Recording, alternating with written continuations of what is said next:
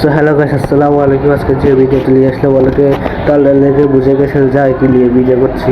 হ্যাঁ গাইস, আজকে দেখাবো কেলা আল্লাহ মোবাইল দিদিকে হ্যাক করে তা কীভাবে আপনারা রিমুভ করবেন আজকে ভিডিওতে তা দেখানো হবে।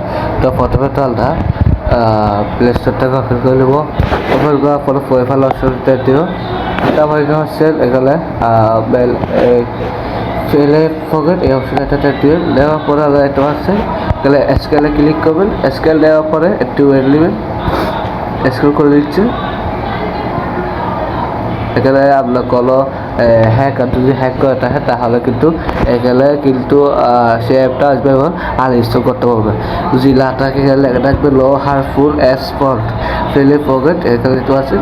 এইটা যদি কাজ না করে তাহলে এই দেখতে পাচ্ছেন এরকম করে কিন্তু আপনারা ফলে যদি হ্যাক করে তাহলে এখানে আনইনস্টল করতে হবে। যদি ভিডিওটি ভালো লাগে তাহলে আপনারা একটা লাইক করবেন, শেয়ার করবেন। আসসালামু আলাইকুম।